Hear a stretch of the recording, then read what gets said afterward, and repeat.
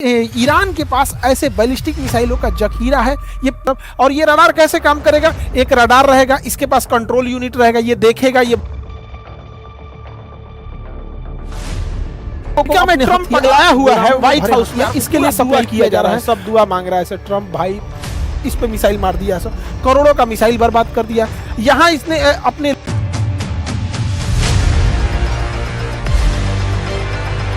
जय हिंद। देखिए हम देखते हैं कि बैलिस्टिक मिसाइल को कैसे अमेरिका और इजराइल काउंटर करके मार देते हैं और कैसे इनका थर्ड और पैट्रियट मिसाइल काम कर रहा है। और ईरान अब तक क्यों झुकने का नाम नहीं ले रहा है। ईरान के पास कितने मिसाइल है इसको समझते हैं।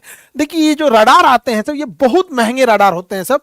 ये बैलिस्टिक मिसाइल को 5000 किलोमीटर दूर से ही पकड़ लेते हैं सब। किसी का दाम है 800 करोड़, किसी का 8000 करोड़, 5000 करोड़, बहुत महंगे आते हैं सब। ये एक जगह खड़ा करेंगे और ये अलग अलग मतलब 5000 किलोमीटर पे आपको बता देगा, 3500 किलोमीटर पे मिसाइल को रेडी कर देगा, 2000 किलोमीटर पे वार्निंग दे देगा, 100 किलोमीटर के आसपास इधर रहेगा, मार के मिसाइल मार के गिरा देगा, रास्ते में ही गिरा देगा। तो ये रडार बहुत काम करते हैं। बताएगा कि मेरा जहाज है कि दुश्मन का जहाज है, या मिसाइल आ रही है तो खेत में गिरेगी कि बिल्डिंग पे गिरेगी। अगर खेत में गिरने वाली होगी उसका प्रोजेक्टाइल देख के तो छोड़ देगा और उसके बाद ये मिसाइल यूनिट को ऑर्डर देगा, मिसाइल यूनिट को ऑर्डर देगा। ईरान ने ना आंखिए फोड़ दिया, इन लोग का रडारे मार के फोड़ दिया। देखिए इस सारा रडार कोई सस्ता नहीं है, कोई 1000 करोड़, कोई 2000 करोड़, कोई 700 करोड़, कोई 1200 करोड़, कोई 10,000 करोड़, मारा धुआं धुआं कर दिया, आंखें फोड़ दिया। ये तो वही हाल हो गया कि कीड़ा मारने के लिए दवाई लाए हैं, आज दवाई में कीड़ा पड़ गया। अजब हाल हो गया। ये रडार का काम था दुश्मन को देखना कि कोनो मिसाइल जहाज नहीं आ रहा है, एकरे मार के फोड़ दिया। एगो कान के डॉक्टर के पास थे ना, तो एक कान का डॉक्टर एक मरीज से पूछा कि क्या नाम है, तो मरीज 4 बार बोला कि अपना नाम, तो कान के डॉक्टरों को सुनाई नहीं दे रहा था। ऐसा तो ऐसा हाल है कि रडारे मार के फोड़ दिया है वहां पे। ईरान की जो बैलिस्टिक मिसाइल्स हैं, अलग अलग लेवल की बैलिस्टिक मिसाइल है। उसकी फतह बैलिस्टिक मिसाइल है और इसका जो शाहिद ड्रोन है ये बहुत खतरनाक है। और ये बैलिस्टिक मिसाइल अब नए पार्ट को फॉलो कर रहे हैं। ये मिसाइल जब गिरने वाले हो रहे हैं टारगेट पे तो उसे हम टर्मिनल फेज कहते हैं। टर्मिनल फेज पे ना ये अचानक से रास्ता बदल ले रहे हैं और रास्ता बदलने के बाद उनकी स्पीड अचानक से, जो नॉर्मल स्पीड आ रही है अचानक से तेज हो जा रही है। इससे घाटा क्या हो रहा है कि जो मिसाइलों को काउंटर करने के लिए इजराइल और अमेरिका मिसाइल मारते थे सब, तो सपोज कीजिए कि इसकी स्पीड है 1000 किलोमीटर पर आवर, 1000 की स्पीड से आ रहा है। अब ये भी काउंटर करने के लिए 1200 की स्पीड से आएगा और ये अचानक यहां पहुंचने के बाद 2000 की स्पीड से हो रहा है। तो ये कंफ्यूज हो रहा है, जा अब क्या करें, यहाँ पे ये उल्टे गिर जा रहा है दूसरे के शहर पे। तो ये ईरान बहुत खतरनाक ढंग से मार रहा है अपनी बैलिस्टिक मिसाइलों को। बैलिस्टिक मिसाइल कैसे काम करती है? ये पहले अंतरिक्ष में जाती है, उसके बाद दुश्मन देश के ऊपर जब आने लगती है टर्मिनल फेज में, यहाँ बहुत तेज एंट्री करती है और कई भाग में बढ़ जाती है। यहाँ पर इजराइल पूरा अंडरग्राउंड रखे हुए है अपने बैलिस्टिक मिसाइलों को। अब इन बैलिस्टिक मिसाइल में ईंधन कैसे पड़ेगा?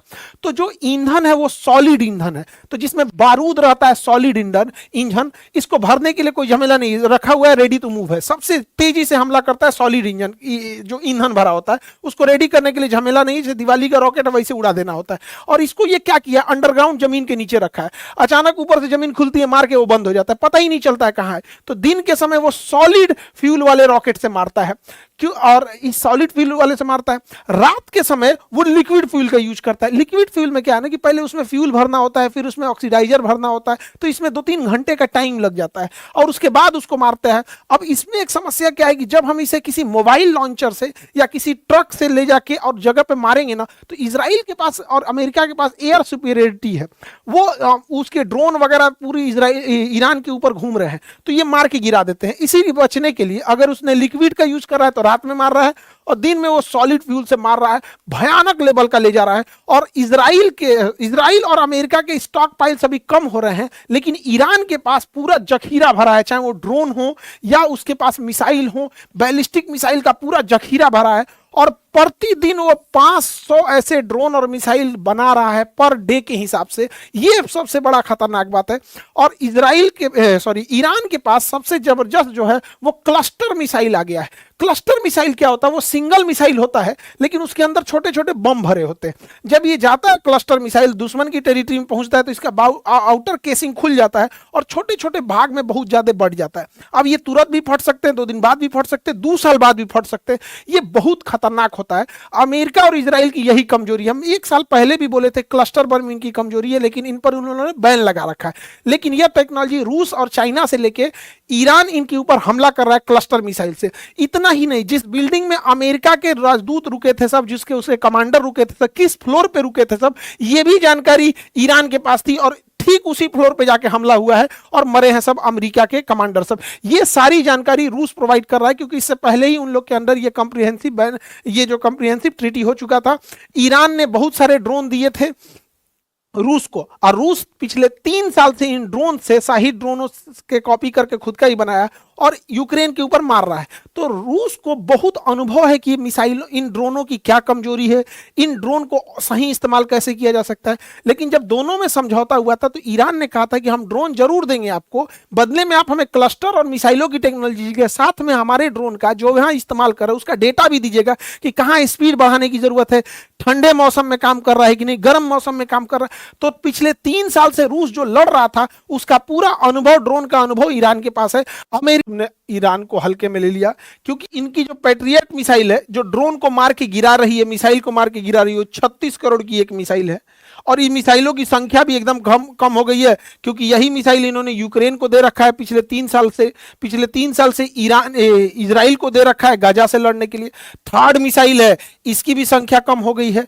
और दूसरा कि ये एक साल में 700 मिसाइलें बना सकते हैं ये लोग, 700। यानी सोचिए अगर इसकी संख्या कम हुई और ये युद्ध 1-2 महीना भी घिंच गया तो इनके पास तब वो क्षमता नहीं बचेगी काउंटर अटैक करने का। इसीलिए इसको दुआ मांगा जा रहा है ट्रंप को कि ट्रंप के ऊपर से नजर गुजर उतर जाए। भालू से फूंकवा ले ट्रंप, भालू से फूंकवा ले। हमारे यहाँ भालू से फूंक दिया जाता है, वैसे भी उघारे तुम घूमता है एप्स्टीन फाइल में, भालू उघारे ही फूंकता है। तो आ जाओ यहाँ पे भी उघारे फूंकवा दिया जाएगा भालू से। भालू भाई फूंक देना इसको।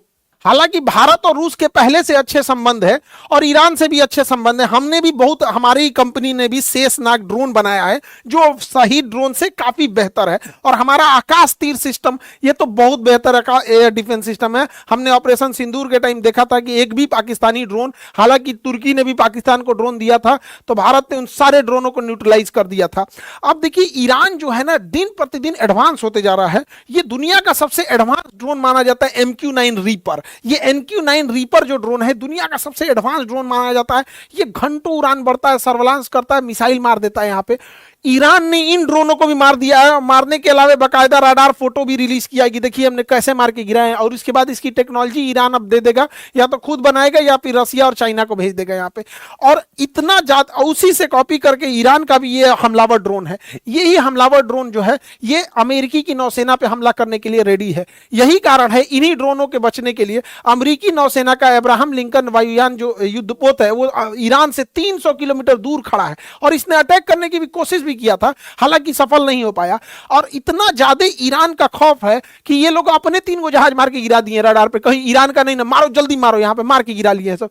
ईरान बचने के लिए क्या किया है, वो हेलीकॉप्टर ये नहीं है, ये गुब्बारा है बड़े साइज का, इसको भर दिया है गुब्बारा को और यहाँ लूनर बर्ग लेंस लगा दिया। ये लूनर बर्ग लेंस किसी चीज को बहुत बड़ा करके दिखाता है और रडार को कंफ्यूज कर देता है तो ओरिजिनल दिखने लगता है। तो ये जहाज ओरिजिनल दिख रहा था हेलीकॉप्टर, इस पे मिसाइल मार दिया, सब करोड़ों का मिसाइल बर्बाद कर दिया। यहाँ इसने अपने फाइटर जहाजों की पेंटिंग बना रखी थी, इसने क्या किया उस पेंटिंग वाले जहाज पे मारा, F-35 ले आके मिसाइल और पूरा जहाज उड़ा दिया, F-14 उड़ा दिया। ये सब पेंटिंग रखा हुआ है, चाहे जो भी हो। सोच रहा मारा एकदम सटीक, एकदम बीचे में मारा है, एकदम पेंटिंग है तो क्या हुआ, मारा एकदम बरियारे, एकदम बीचे में है। हालांकि ऐसा नहीं है कि सारे ही चीजें अमेरिका और इजराइल के मिस हो रहे हैं, अमेरिका और इजराइल ने मारा भी है। अमेरिका और इजराइल ने मिलकर इसके F-14 जो जहाज खुद 1970 के दशक में अमेरिका ने ईरान को दिया था। बाद उस समय अमेरिका और ईरान में दोस्ती थी, बाद में खमैनी के आने के बाद दोस्ती दुश्मनी में बदल गई थी। तो उस समय के ये F-14 जहाज उसके पास थे, उसको मार के इन्होंने गिरा दिया है। इसके अलावा एक बहुत पुराना ईरान का याक जहाज था जो ट्रेनर था, इसको मार के गिराया है इजराइल ने। दुनिया के सबसे आधुनिक जहाज F-35 से, मतलब समझिए क्या है, ट्रक से टेम्पू स्कूटर को कचार दिया है। यहाँ पे युद्ध में ये सब चीज नहीं देखी जाती है, जिसके पास हथियार है वही जीतेगा, जिसके पास ताकत है। ईरान ने एक बघेरी एयरक्राफ्ट कैरियर बनाया था, ये कंटेनर जहाज था, इस पे ड्रोन और हेलीकॉप्टर के लिए गया था, इसको भी मार के डुबा दिया। अमेरिका अब इस अमेरिका और इसराइल एयर सुपीरियरिटी पे चल रहे हैं, क्योंकि अब इसराइल की एयरफोर्स बहुत वीक है, इसराइल का एयर डिफेंस डूब चुका है, तो बहुत ज्यादा बम्बार्डमेंट कर रहे हैं। ईरान के तो पूरी नौसेना को इन लोगों ने, अमेरिका ने पूरी तरह से ध्वस्त कर दिया है, पर्ल हार्बर बना दिया ईरान को। हालांकि ईरान की सबसे बड़ी ताकत उसकी मिसाइल और उसके अलावे उसके पास जो स्टॉक पाइल है सब। ईरान जो था अपने पड़ोसी देशों के ऑयल रिफाइनरी पे बम मार रहा था। अभी तेहरान में दुनिया की सबसे बड़ी ऑयल डिपो पर इसराइल और अमेरिका ने स्ट्राइक किया है और वहां लपटे पूरी आग की पूरी ऊपर तक फैल गई है। नालियों में जो नालियों में पेट्रोल बह रहा है ना, उसमें आग पकड़ लिया।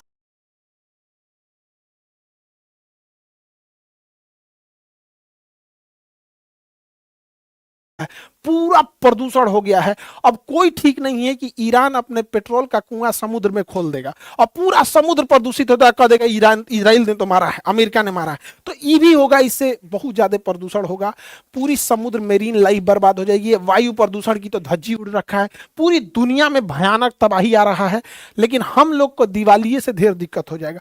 सोचा तो नहीं, दिमाग जरा के रख देता है सब। बताइए, पूरा युद्ध कर रहा है सब, इन सबको पर्यावरण की चिंता नहीं है। दिवाली हम तो मनाएंगे, हम अब ये बता दिए एकदम इजराइल तरह से बम मारेंगे अब दिवाली में, हम पूरा भयंकर 10 लाख पेड़ लगा देंगे उसके बदले में। हम अभी बोले हम 10 लाख पेड़ लगाएंगे, लेकिन विश्व शांति के लिए हम भी दिवाली में भयानक मारेंगे यहाँ। तो अमेरिका वगैरह सबको कुछ पर्यावरण की चिंता नहीं है। लेकिन समझिए ध्यान से इजराइल की इसके पीछे चाल क्या है। इजराइल जो है वो ईरान को काउंटर करने के लिए अमेरिकी नौसेना को यहां फंसा दिया है कि मारो तुम, अलग अलग जो अपने सैन्य अड्डा रखे वहां से ईरान को मारो। और इजरायली सेना टैंक लेकर रेडी है लेबनान पर कब्जा करने के लिए। लेबनान पे कब्जा करेगी, सीरिया पे भी आधा कब्जा कर ही लिया, तो गोलान हाइट वगैरह सब कब्जा कर लिया। क्योंकि इजराइल को ग्रेटर इजराइल बनना है, पूरा लेबनान कब्जा करना है, पूरा सीरिया, आधा इराक करना है, आधा सऊदी अरब कब्जा करेगा, यहां तक कब्जा करेगा। तो ये है ग्रेटर इजराइल। तो इजराइल ग्रेटर इजराइल की ओर बढ़ चुका है। लगभग 10 या 12 अप्रैल से ये लोग हमला करना चालू करेंगे, लेबनान के ऊपर हमला करेंगे। उसका एक रीजन भी, इन्हें ग्रेटर इजराइल बनना है और नेतन्याहू की सरकार बहुमत की सरकार नहीं है, वो बहुत जल्दी उसका गठबंधन टूट के गिर सकता है। इसलिए वो चाहते हैं कि युद्ध में उलझे रहे, कोई सरकार पे सवाल नहीं उठेगा, युद्ध की स्थिति होती है तब। तो ये उनका आगे का है। तो इस पे ना ये बैलेंस बूझ नहीं पाया। इसका एप्स्टीन फाइल में इन नंगटे फोटो रख लिया है, ट्रम्प का नंगटे फोटो रख लिया है एप्स्टीन फाइल में। अभी ट्रम्पा पगला गया है, ए भाई क्यों दिखाइयो मत, पूरा हमारी इज्जत बर्बाद हो जाएगा। तो कहा कि हाफ पैंट वाला दिखा देते हैं, और उन नंगटे वाला रख लिया। अभी जहां जहां इजराइल बोल रहा है वहां वहां बम मार रहा है। इसका लड़ाई ईरान से था ही नहीं और उसको मारे फिर रहा है। और इधर इजराइल जो है वो लेबनान पे कब्जा करने को तैयार है। ये बात अमेरिकी भी समझ रहे हैं, इसलिए अमेरिका के संसद में ही इसका विरोध हो रहा है। अमेरिकी मरीन कमांडो ने पूरा विरोध किया कि क्यों ईरान में जा रहे हो, ये अमेरिका की लड़ाई नहीं है, ये इजराइल की लड़ाई है। तो इसको खींच के ले गया गया, इसका हाथ टूट गया। ईरान का अमेरिका का दोस्त स्पेन भी अमेरिका का साथ छोड़ दिया है। ब्रिटेन भी अपनी एयरवेस यूज करने नहीं दे रहा था, तो बाद में ट्रंप घुसिया गया तो कहा ठीक है भाई, B1 लेंसर जहाज के लिए यूज कर सकते हो। अमेरिका का कहना है, देखिए कितना बदतमीज इंसान है ये। अमेरिका कह रहा है कि खमेनी की तो हत्या मार दिया इसने, कहा कि अब इनका जो उत्तराधिकारी आएगा उसको चुनने का अधिकार अमेरिका को है। बताइए कितना बेशर्मी, माने किसी देश का उत्तराधिकारी अमेरिका चुनेगा। इसको क्या लगता था कि खमेनी को मार देंगे तो ईरान ध्वस्त हो जाएगा, वेनेजुएला समझो ईरान को। ईरान ने ऐसा नहीं करेगा। खमेनी अब इन्हें पहले से पता था कि अमेरिका ऐसा करेगा, इसलिए ये पहले से तैयार बैठे थे। तो खमेनी ने क्या किया था, एक बहुत खतरनाक डिवीजन बनाया था, decentralise mosaic defence, DMD, decentralise mosaic defence. जो इन्होंने बनाया था ये क्या था, इसका था कि ईरान को 31 टुकड़ों में इन्होंने तोड़ दिया था। 31 टुकड़ों में तोड़ दिया और कहा गया कि अगर तेहरान ध्वस्त भी हो जाता है, टॉप लीडरशिप मारी जाती है, प्रधानमंत्री, राष्ट्रपति, टॉप लीडर, सेनापति मारे जाते हैं, तो उससे कोई मतलब नहीं है। 31 का 31 DMD ब्रिगेड जो है उसके पास अपना मिसाइल है, अपना ड्रोन है, अपने जहाज हैं, अपनी सेना है, वो सब मारेगी 3100। इसलिए ईरान की टॉप लीडरशिप ढह चुकी है। लेकिन जो 31 के 31 जो डिसेंट्रलाइज मोजेक डिफेंस थी, DMD थी, वो अंधाधुन मार रही है। जिसको कुवैत मिल रहा है यहां से कुवैत को मार रहा है, जिसको UAE मिल रहा है वो UAE मार रहा है, कतर मार रहा है, बहरेन मार रहा है, इरिया, तुर्कमेनिस्तान, जहां मन, अजरबैजान, जहां मन वहां मार रहे हैं सब। अब ईरान पगला गया एकदम, जहां मन वहां मार रहा है, क्योंकि टॉप लीडरशिप खत्म हो चुकी है। और डीएमडी को बनाया ही गया था कि अगर टॉप लीडरशिप खत्म हो गई तो तुम लोग अंधाधुन मारना। और इसकी 31 ब्रिगेड तैयार है, ईरान के अंदर बैठी है। ईरान के पास सबसे खतरनाक चीज क्या है, उसके पास छोटे साइज की पनडुब्बी है।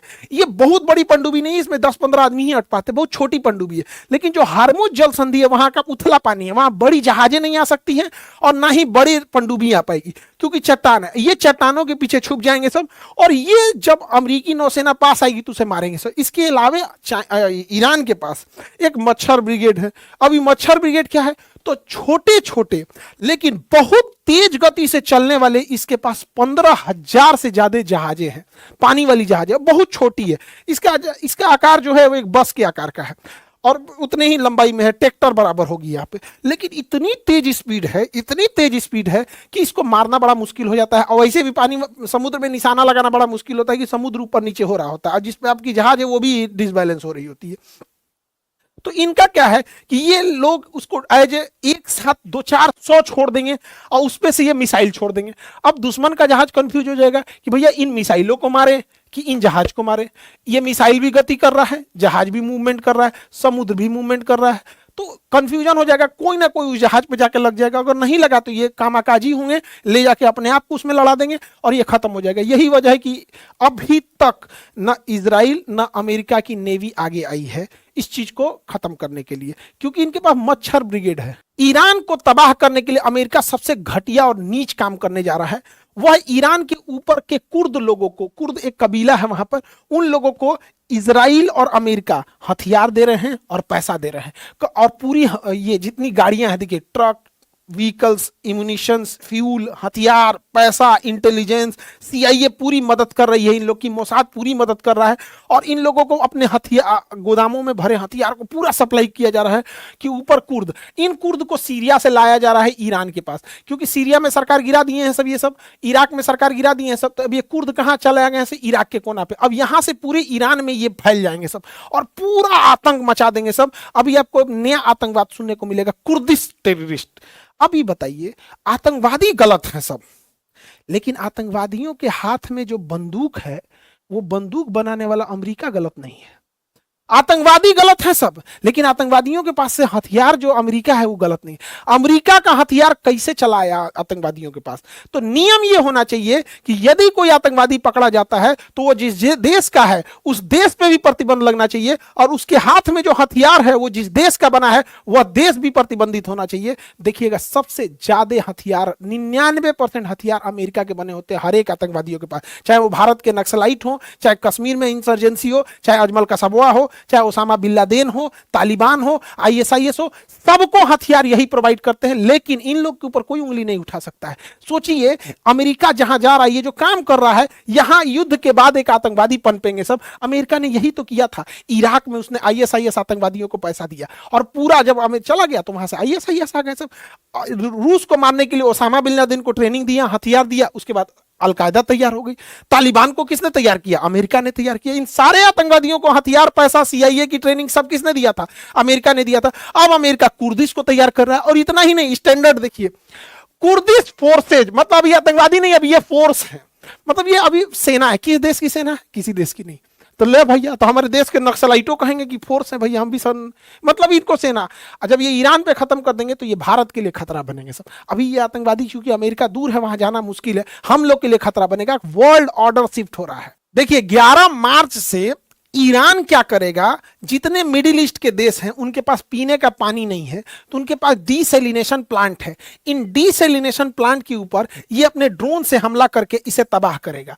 और अगर यहां पे आतंकवाद जैसी घटना पनपी या फिर मानवता लांघने का काम ईरान ने किया, तो इन ड्रोनों के अंदर कुछ नहीं करना, इसे केवल पारा भर देना है।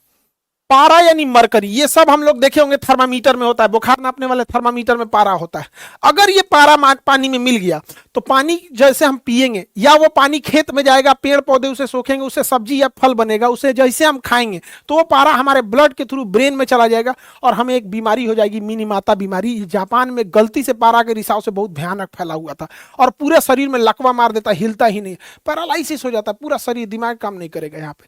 तो जो इसने डीसैलिनेशन प्लांट पे मारा है उसमें पारा भर के मारेगा तो बचा हुआ मान के चलिए इधर का डिसैलिनेशन प्लांट उड़ गया तो यहाँ का पानी सप्लाई बंद होगा, यहाँ का तो चालू होगा, लेकिन तो पारा मार देगा तो यहाँ का पिया नहीं बनेगा, तो जो डायरेक्ट गया वो गया, इनडायरेक्ट गया वो भी गया। तो ये बहुत भयानक मारने वाले हैं सब यहाँ पे, और ये लगभग मारना चालू करेगा 11 मार्च से। जितने भी लोग, इनके पास पानी नहीं है, ना कुवैत के पास है, ना अरब के पास है, ना Bahrain, Qatar, UAE, Oman, Iraq, किसी के पास पानी नहीं, मार को तबाह कर देगा। ईरान के पास भी उतना पानी नहीं है, लेकिन वो तो मर रहा है, उसके सुप्रीम लीडर को मार दिया गया, तो क्या करेगा? किसी भी देश का, श्रीलंका के राष्ट्रपति को कोई मार देगा तो श्रीलंका का आदमी क्या करेगा? बांग्लादेश के राष्ट्रपति को मार देगा तो क्या करेगा? हमारे भारत के राष्ट्रपति को कोई किडनैप कर दे या मार दे तो क्या करेगा? सब जाना चल चल के बड़ी मार मारेंगे हम लोग। बिहारी सबसे आगे रहता है सब में। दुनिया में किसी को ये पता नहीं है कि युद्ध क्यों हो रहा है, इजराइल क्यों मार रहा है इसको, अमेरिकी नौसेना क्यों मार रही है, किसी को पूछिए क्यों मार रहा है, हमारा नहीं पता है। क्या ईरान के पास एटम बम है? नहीं, एटम बम नहीं है। अमेरिका ने B2 स्पिरिट से 5 महीना पहले बम मार के गिरा दिया था, कहा था कि सारे न्यूक्लियर साइट खत्म कर दिए, तो नहीं है पता है। क्या ईरान ने आक्रमण है? क्या किसी तरह का एग्रेशन दिखाया है? नहीं दिखाया है।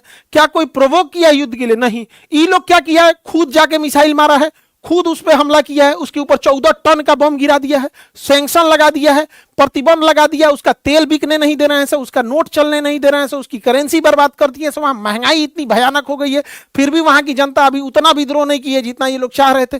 किसी को नहीं पता चल रहा है।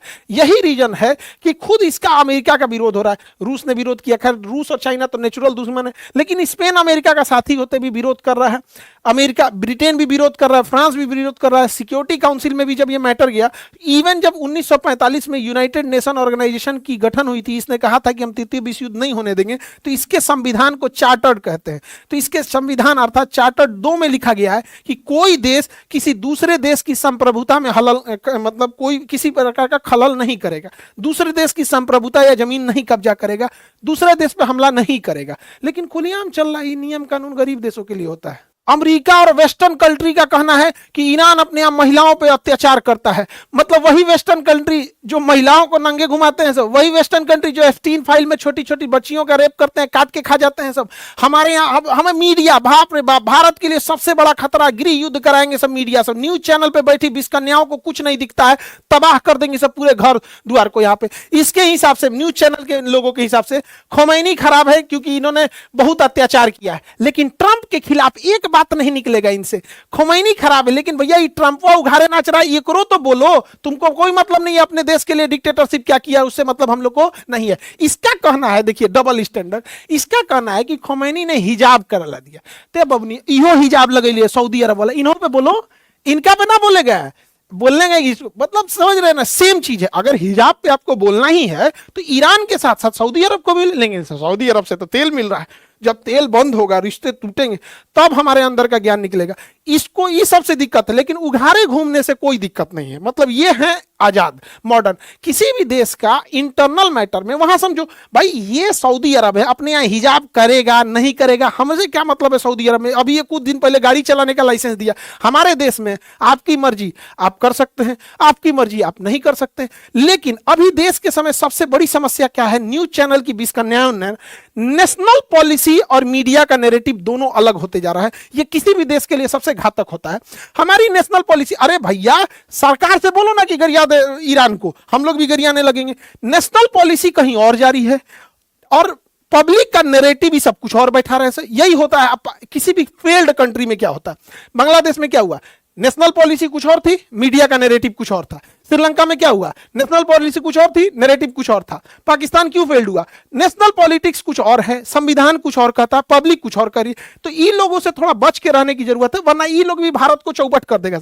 हमारी नेशनल पॉलिसी है, हमारा सरकार जिसके खिलाफ है हम खिलाफ रहेंगे, तुर्की के खिलाफ है तुर्की के खिलाफ रहेंगे, चाइना के खिलाफ है खिलाफ रहेंगे हम यहाँ पे। लेकिन मीडिया में बैठी बिस्कन्याओं को पता नहीं किसने अधिकार दे दिया कि ये लोग आके न नॉलेज न कुछ, अब बकैती चालू कर देते हैं। ईरान, अमेरिका और इजराइल की लड़ाई में भारत की नौसेना के ऊपर एक तरह का बड़ा धर्म संकट हो गया, क्योंकि भारतीय नौसेना ने मिलान एक्सरसाइज में और ईरान को बुलाया था, और हमारी ईस्टर्न नेवल कमांड ने ट्वीट किया था ईरान के बारे में, बड़ा अच्छा अच्छा बात किया था, ब्रिगेड ऑफ फ्रेंडशिप वगैरह, इंडियन नेवी को यहां शामिल किया गया था इस सब के लिए यहां पर।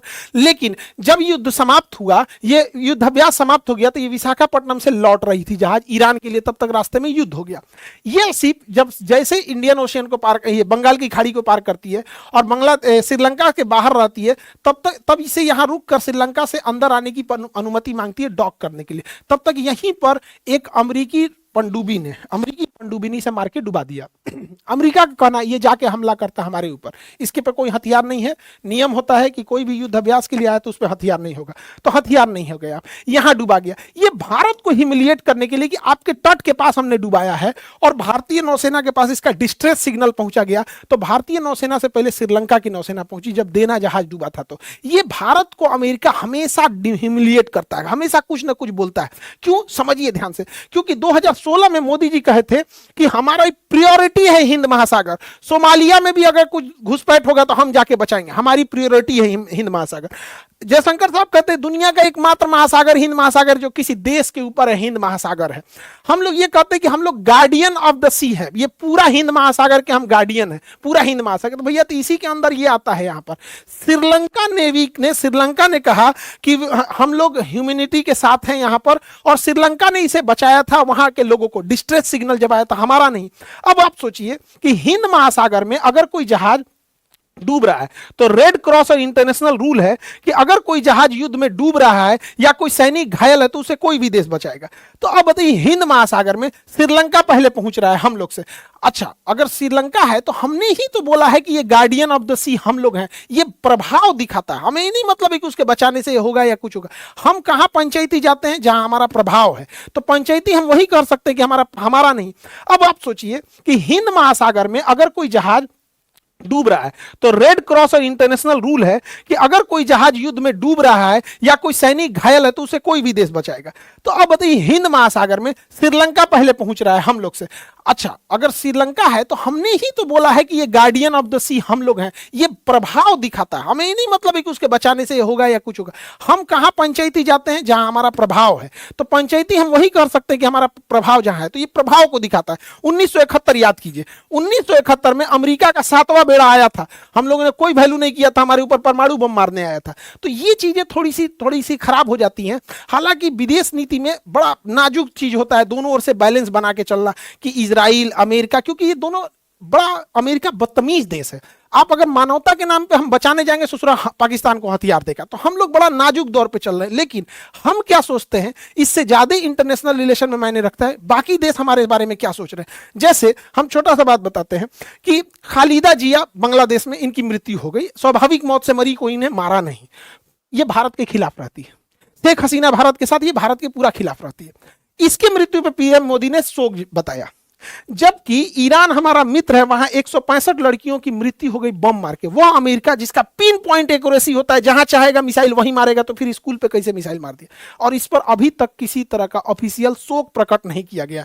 जबकि ट्रंप की खुद की भतीजी ने, मैरी ट्रंप नाम है, उसने कहा कि दुनिया का कोई इसे जस्टिफाई कर सकता है, नहीं कर सकता है। तो ये विदेश नीति में हम लोग को बड़ा बैलेंस बनाने का मतलब ये नहीं कि हम एक और सट जाए फिर भी बैलेंस ना। ये तो एक मानवता वाला चीज होता है। और ये कौन सी दोस्ती हो गई अमेरिका से कि अमेरिका की दोस्ती की वजह से हम किसी के निधन पे भी शोक न व्यक्त कर सके।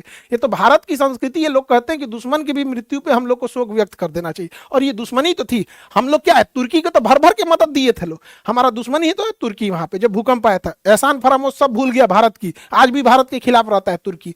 यहां आप देखिएगा ईरान की नौसेना का वो बार बार एक शब्द पूछ रहा है, a guest of Indian Navy, we are the guest of Indian Navy, जो जहाज को मार के डुबाया गया जिसमें हथियार नहीं था। तो उस ससुरा दोस्ती के चक्कर में ना बड़ा उटपटांग काम करता है। अमेरिका देखिए बार बार भारत को कैसे नीचा दिखा रहा है। अमेरिका का ये सोच रहा है, वहां का डिप्टी सेक्रेटरी ये कह रहा है, दिल्ली में बैठ के कह रहा है कि हम इंडिया को चाइना की तरह मौका नहीं देंगे आगे बढ़ने का, कि अमेरिका का कंपटीटर बन सके।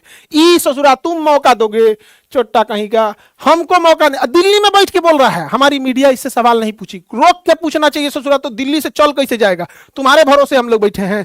हमारे यहाँ ई बोलती है कि प्रधान, देखिए Modi has open his leg for Israel, Modi ने इजराइल के लिए टांग खोल दिया। ई ससुर ई का जने कौन है, ये अमेरिका की पत्रकार है। आई अमेरिका का देखिए यहाँ पे ट्रेजरी डिपार्टमेंट है, छोटा डिपार्टमेंट है ट्रेजरी डिपार्टमेंट, वो कह रहा है कि हमने इंडिया को अलाउ किया 30 दिन के लिए तेल खरीदने के लिए, अलाउ किया 30 दिन के लिए। हमारे पेट्रोलियम मंत्री जयदीप पुरी साहब यहाँ पे 9 फरवरी को बोलते हैं कि 74 दिन का तेल है हमारे पास, 74 दिन का। 20 दिन के बाद 3 मार्च को कहते हैं कि 25 दिन का तेल है। ये भैया अब ये 74 दिन का था, अब ये 25 दिन का था। ये क्या हो रहा है? हम लोग किसकी बात माने? इस संसद में खड़ा बात माने कि एएनआई की रिपोर्टिंग की बात माने? दोनों में से बड़ा कंफ्यूजन की स्थिति हो गई है यहाँ पे। अमेरिका पे कभी भरोसा नहीं, ऐसा कोई सगा नहीं जिसे अमेरिका ने ठगा नहीं। बार बार अमेरिका इंडिया को क्या बोला? Dead economy, dead economy. बाकायदा ट्रंपा ट्वीट किया है डेड इकोनॉमी है। जब यहाँ पर उसने डी बोर्डिंग पॉलिसी लाया था, जेल में हथकड़ी लगा लगा के भारतीयों को इसने डिबोट किया था। यहाँ पर H1B वीजा का रेट बढ़ा दिया, किसी को भारतीयों को घुसने नहीं दिया और कहा कि भारतीय इंजीनियर को बदले अमेरिकी इंजीनियरों को रखे। अमेरिका कभी भारत का नहीं हो सकता है। यहाँ पे समझिएगा, दोस्ती और बॉस में अंतर होता है। हमारा दोस्त पुतिन भी है, ईरान, इजराइल, सॉरी रशिया है। रशिया कभी बोला कि जापान से मत खरीदो, चाइना से मत खरीदो, अमेरिका से मत खरीदो। दोस्ती का मतलब क्या होता है? भाई हम अपना काम करेंगे, आप अपना काम कीजिए। ईरान भी हमारा दोस्त है। दोस्ती का मतलब क्या होता है? कि हम अपना काम कर रहे हैं, आप अपना काम कीजिए। इस ससुरा दोस्ती के नाम पे बॉस बनने लगते हैं सब। हमसे तेल खरीदो, ईरान से मत खरीदो। हम ईरान से तेल नहीं खरीदते हैं जबकि सस्ता पड़ता है। हमसे तेल खरीदो, रूस से मत खरीदो, रूस से हमें सस्ता पड़ता है। ये दोस्त बन रहे हो कि दोस्त की आड़ में बॉस बन रहे हो? तो किसी भी देश को हम कहते हैं भारत से खिलवाड़ करने की औकात नहीं होनी चाहिए। किसी को इतना छूट नहीं देना चाहिए। दोस्ती हो दोस्ती की तरह, हर चीज की एक लिमिट है। Some distance is good for healthy relation.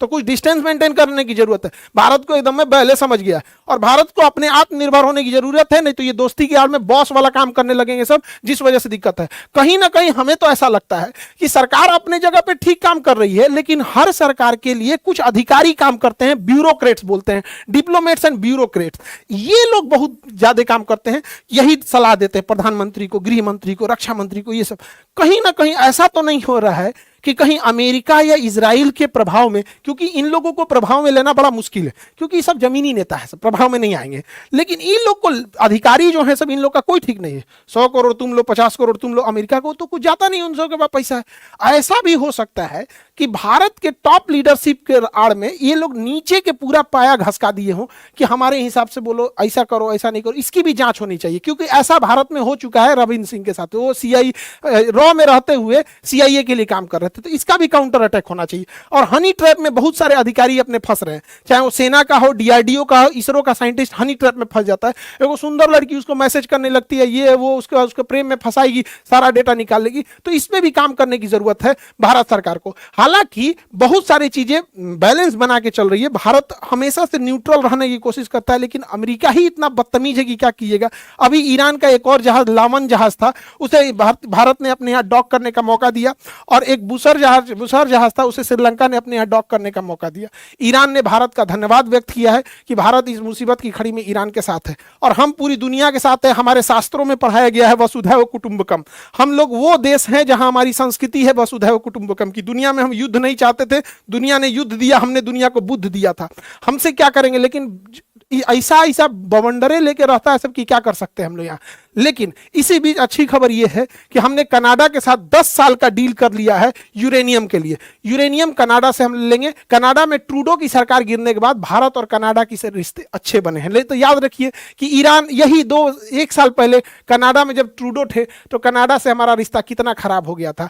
G20 के समिट में भी आया था तो हमारे यहाँ डिनर पे नहीं आया था। तो इंटरनेशनल रिलेशन में देश सर्वोपरि होना चाहिए। रिश्ते बनते हैं, बिगड़ते हैं, कब आएगा कौन जाएगा इससे महत्व नहीं होता है, लेकिन आत्मनिर्भरता बहुत जरूरी है। भारत के ऊपर ये सब बिना मतलब का दबाव बना रहे हैं सब। जरूर बहुत जल्दी भारत भी इससे उभर जाएगा, हमें भी बड़ा उम्मीद है। हालांकि यूरेनियम को हम लोग येलो केक कहते हैं, दुनिया का सबसे महंगा पदार्थ है। दुनिया का सबसे महंगा क्यों है? क्योंकि 1 kg यूरेनियम 235 से 238 नहीं, 238 कोनो काम का नहीं है, 235 यूरेनियम 235 1 kg में 27 लाख kg कोयला का ताकत होता है। यानी 27 लाख kg कोयला जलाइए और 1 kg यूरेनियम जलाइए, सेम एनर्जी मिलेगा।